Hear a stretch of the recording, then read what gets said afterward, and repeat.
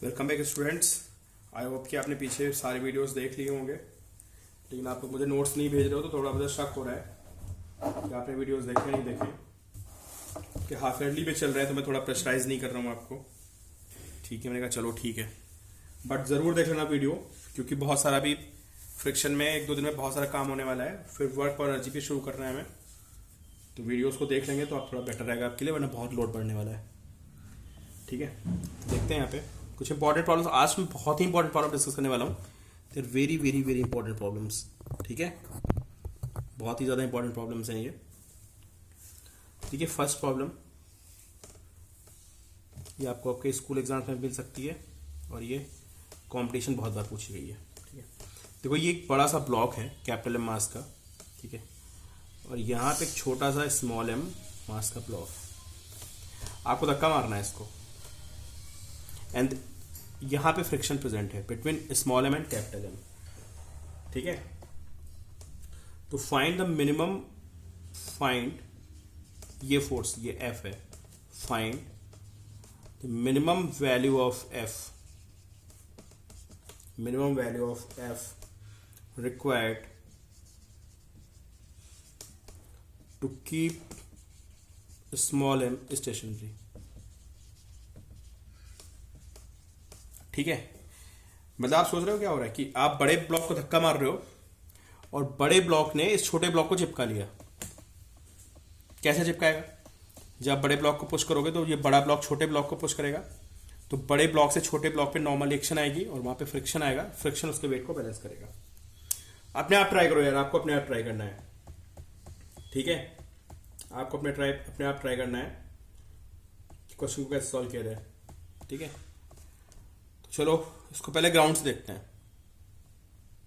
Find the minimum value of F required to keep the block. हाँ, यहाँ friction coefficient mu है भाई, मैं तो बताया नहीं, friction coefficient is mu. Small M capital M के बीच में फ्रिक्शन कोफिशिएंट म्यू है। मैंने स्टेटमेंट पूरा दे दिया आपको, आप प्लीज वीडियो पॉज करके अपने आप सॉल्व करिए। ठीक है, आप सिर्फ नोट डाउन करेंगे, कोई फायदा नहीं है। चलो मैं स्मॉल एम का एफ बनाता हूँ, देखता हूँ स्मॉल एम पे कौन कौन से फोर्स आएंगे। एक तो आएगा वेट एम जी, यहां से आएगी नॉर्मल रिएक्शन। भाई ये इस पे मारेगा, ये धक्का मार रहा है ना इसको, यहां पे आएगा friction, this will be friction.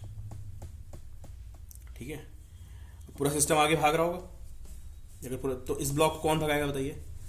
भाई आप इसको धक्का मारो तो पूरा सिस्टम आगे भाग रहा होगा, ये इसको चिपका के भागेगा, समझ रहे हो? ये पूरा सिस्टम आगे भाग रहा है बट इसके साथ स्टिक है, तो N is equal to M है, समझे? जो इस पे फोर्स लगेगा वो इसको आगे की तरफ क्या प्रोवाइड करेगा? Acceleration. N is M G, M A, और इसको बैलेंस कौन करेगा? एम जी को बैलेंस कौन करेगा? एम जी को बैलेंस करेगा फ्रिक्शन, लिमिटिंग फ्रिक्शन है ना। हमें मिनिमम वैल्यू बतानी है, तो लिमिटिंग फ्रिक्शन, और आपको पता है लिमिटिंग फ्रिक्शन को म्यू एस एन लिखते हैं, तो म्यू एस एन। ठीक है, तो M G is equal to mu S, और एन को हम पुट कर सकते हैं एम ए। ठीक है, इनको हमें पुट कर सकते हैं, तो आपको पता चलेगा कि यहाँ से ए की वैल्यू कितनी आ गई, यहाँ से ए की वैल्यू आ जाएगी g by mu s. So finally we have a is equal to g by mu s. ये अपने आप बहुत स्टैंडर्ड क्वेश्चन है, बहुत ही ज्यादा, रिजल्ट याद होना चाहिए आपको। ठीक है, तो इतना एक्सप्रेशन होगा तो ब्लॉक उसके साथ चिपक जाएगा। अब आपको दोनों को साथ लेके चलना है ना। अब जब पूरे सिस्टम को एक मान लेंगे, तो this is capital M, this is small M, यहां तो फ्रिक्शन था नहीं, दिस इज स्मूथ, ये पूरा सिस्टम एक हो गया, और आपका फोर्स एफ है, तो F is equal to M plus M into A. So F is equal to M plus M, and what is A is G by mu S. ठीक है, तो ये आपकी एफ की वह इतना फोर्स चाहिए होगा। ठीक है, हम ग्राउंड से देख रहे थे यार, सिस्टम एक्सेलेरेट कर रहा है, ब्लॉक भाग रहा है, तो इस क्वेश्चन को हम नॉन इनर्शियल फ्रेम से भी तो कर सकते हैं। We can also solve from non inertial frame. ठीक है, इसको हम नॉन इनर्शियल फ्रेम से भी कर सकते हैं। How to solve from non inertial frame? खुद को जाके बॉक्स के ऊपर बिठा देता है। ठीक है, मैं यहाँ पे खड़ा हो जाता हूँ, and then you observe everything. ये स्मॉल एम इसका स्टिक है। ठीक है, स्मॉल एम को देखता हूँ मैं, बताइए स्मॉल एम पे कौन कौन से फोर्स आएंगे? स्मॉल एम पे this will B normal action, और क्योंकि आप आगे भाग रहे हैं with the block, so there is pseudo force in backward action, and this will be mg and here this will be friction. अब जब आप यहाँ से खड़े होकर देख रहे हो ना तो आपको ये रेस्ट पे लगेगा, आप भी भाग रहे हो, ये ब्लॉक भी भाग रहा है, छोटा ब्लॉक भी भाग रहा है, बट आपके रिस्पेक्ट में तो रेस्ट पे है ना, तो आप बोलोगे यार रेस्ट पे है, तो नॉर्मल एक्शन जो है हमारी n is balanced by ma and friction is equal to mg which is mu S. देखो वही इक्वेशन बनी है, ठीक है, इक्वेशन सेम बनी है, तो आप यहां से ही सॉल्व कर सकते हैं इस क्वेश्चन को.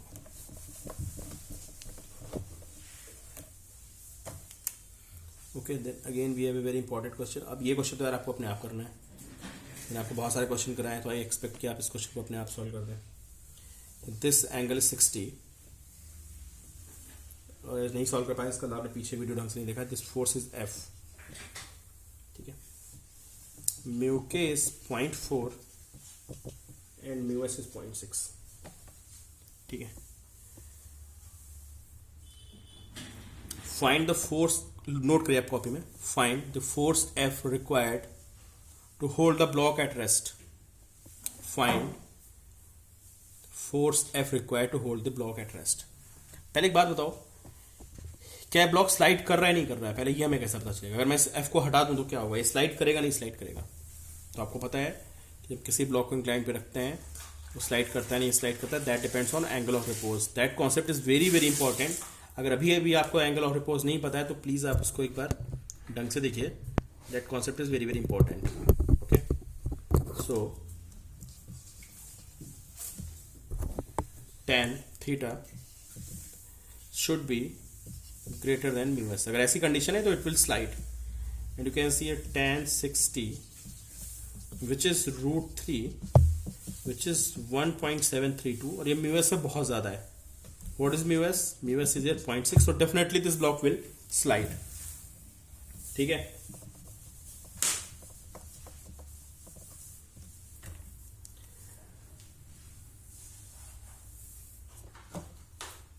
तो चलिए भाई, इसे मैं रोक के रखना है ब्लॉक को, ठीक है.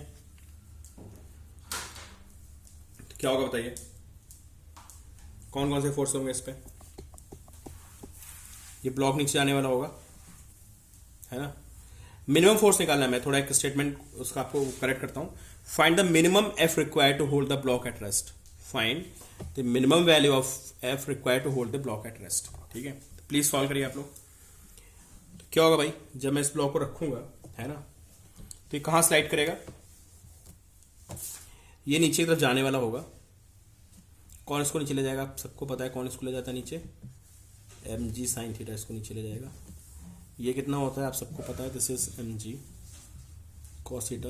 ये इस पर रखा है, नॉर्मल एक्शन होती. फ्रिक्शन किधर आएगा? ये नीचे स्लाइड करने वाला है तो फ्रिक्शन ऊपर आएगा. और कितना फ्रिक्शन है? Mu S N. ठीक है, क्योंकि मैं जस्ट इसको रोकना है, ठीक है, तो ये म्यू एस एन इसकी वैल्यू लेंगे. तो भाई अगर रोक के रखना है तो F plus mu S N should be equal to M G sine theta. ठीक है, यहां से आप सॉल्व कर देना.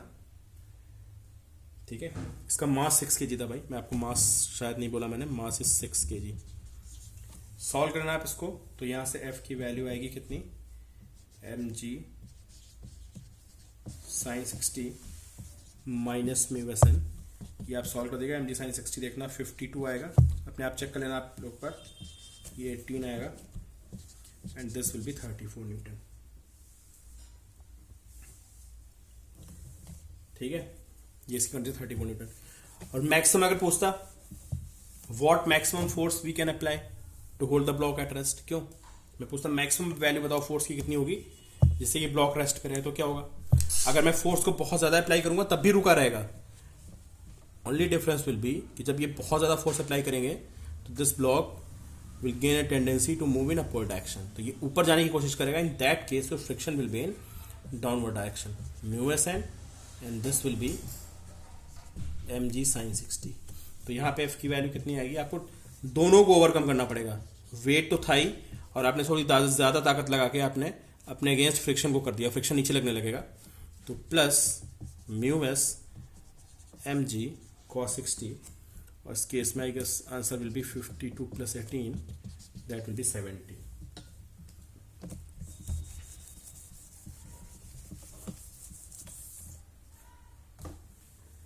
ठीक है. अगले पार्ट में कह रहा है कि अब आपको कुछ ऐसा करना है कि this block should move with constant velocity. Please आप नोट करिए, find value of F required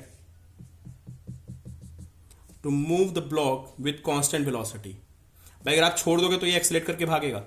अगर आप इसको छोड़ देंगे, है ना, अगर आप इसको छोड़ेंगे तो नीचे एक्सेलेरेट कर जाएगा, क्योंकि आपका tan थीटा क्या है, म्यू एस से ज्यादा है, नीचे एक्सेलेरेट करेगा. लेकिन अभी आपको क्या करना है, you have to move this block with constant velocity. तो आपको थोड़ा ढीला छोड़ना पड़ेगा, यहाँ पे थोड़ा आपका फोर्स कम करना पड़ेगा.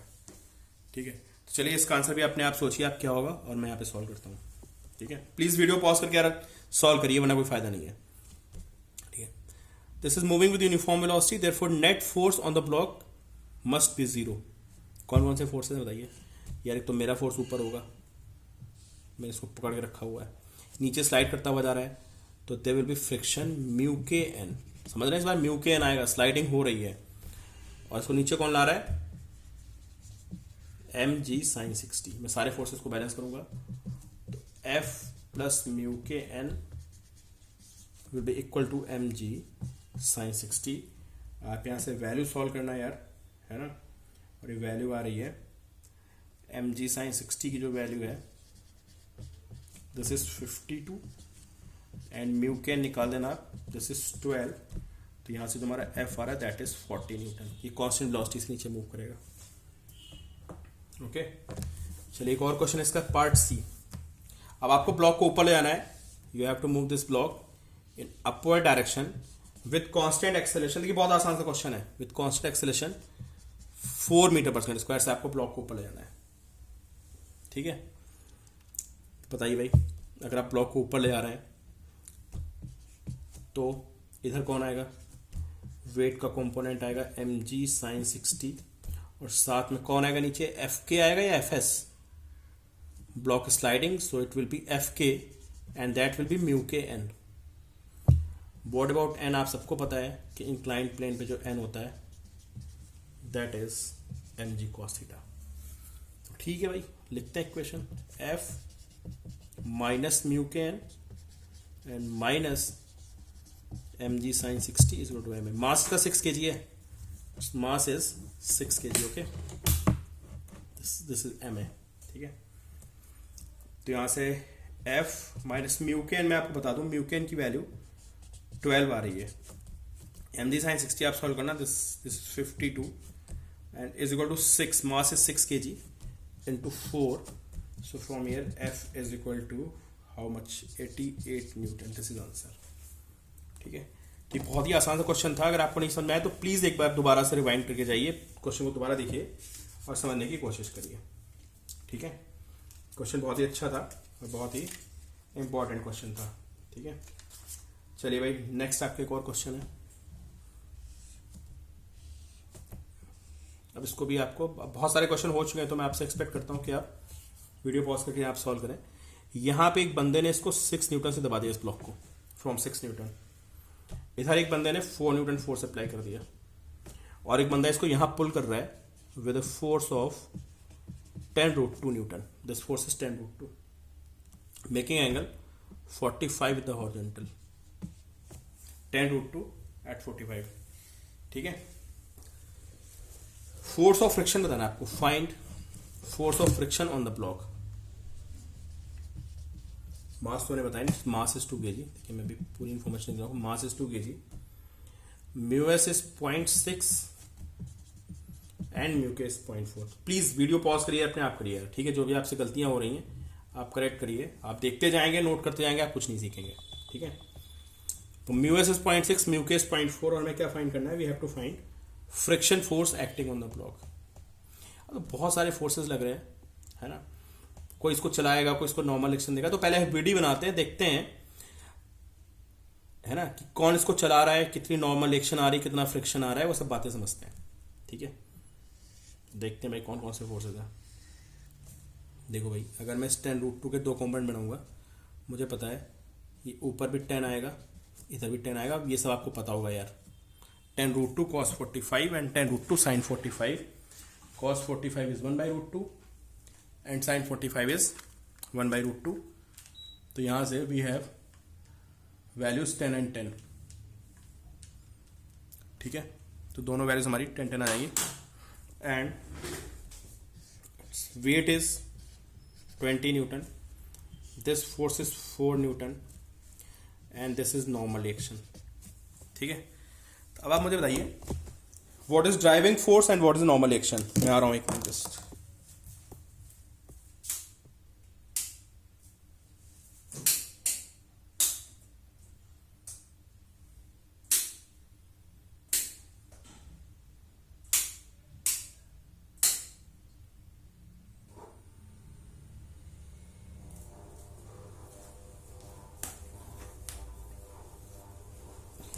देखिए भाई, कोई ब्लॉक चलेगा या नहीं चलेगा, कैसे डिसाइड होता है? डिसाइड होता है कि हमारा ड्राइविंग फोर्स क्या है और हमारा फ्रिक्शन फोर्स क्या है ना. एक्चुअली फ्रिक्शन फोर्स नहीं, लिमिटिंग फ्रिक्शन से हमें चेक करना पड़ता है कि क्या हमारा ड्राइविंग फोर्स और लिमिटिंग फ्रिक्शन में क्या रिलेशन है. तो आप बताएंगे मुझे ड्राइविंग फोर्स कितना है, व्हाट इज ड्राइविंग फोर्स, कौन इसको चला रहा है? यार ये 10 और ये 4 मिलके 14 हो गए, तो ये ड्राइविंग फोर्स इज 14 जो इसको चलाने की कोशिश कर रहा है. ठीक है, और चलो अब चेक करते हैं यार कि क्या ये ड्राइविंग फोर्स लिमिटिंग फ्रिक्शन से ज्यादा है या नहीं है, तभी तो बात बनेगी. How to find limiting friction? Limiting friction is given by mu S n. सबसे पहले नॉर्मल एक्शन फाइंड करना है. नॉर्मल एक्शन को फाइंड करने के लिए हमें वर्टिकल फोर्सेस को देखना पड़ेगा. एन ऊपर की तरफ है, ठीक है, और कौन नीचे की तरफ है? एन ऊपर की तरफ है और ये 10 भी ऊपर की तरफ है. And here we have 20. ये 6 भी तो था यार, 6 मिस हो गया. दिस 6 ऊपर n है प्लस 10 है, दिस n प्लस 10, और नीचे कौन है? 20 प्लस 6. ठीक है, तो यहां से वैल्यू कितनी आएगी? n की वैल्यू आएगी 16.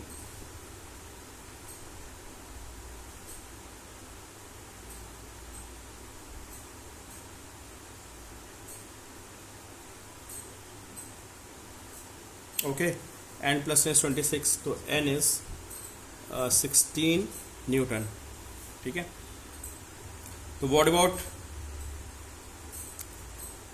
10 in upward direction, n in upward direction, n plus 10 downward we have 6 and we have 26 and 16. What is Fs?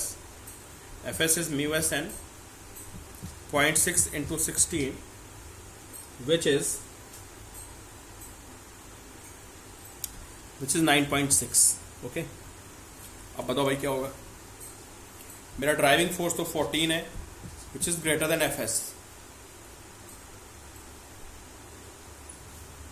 Block का क्या होगा? ब्लॉक चलेगा, है ना. अब ब्लॉक चलेगा तो फ्रिक्शन कौन सा होगा? देख लो ना, 14 इज ग्रेटर देन Fs.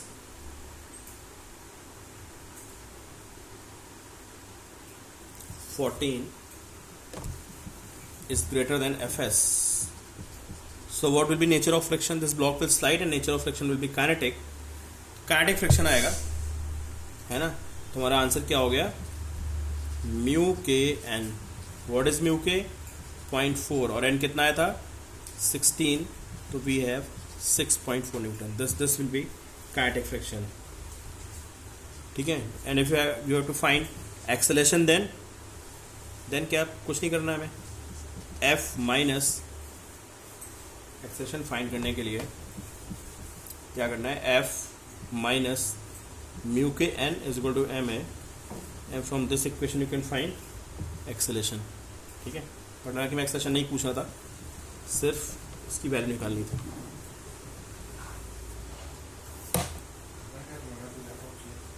या कुछ भी बोल दो. ठीक. देवेंद्र का फोन नहीं उठ रहा.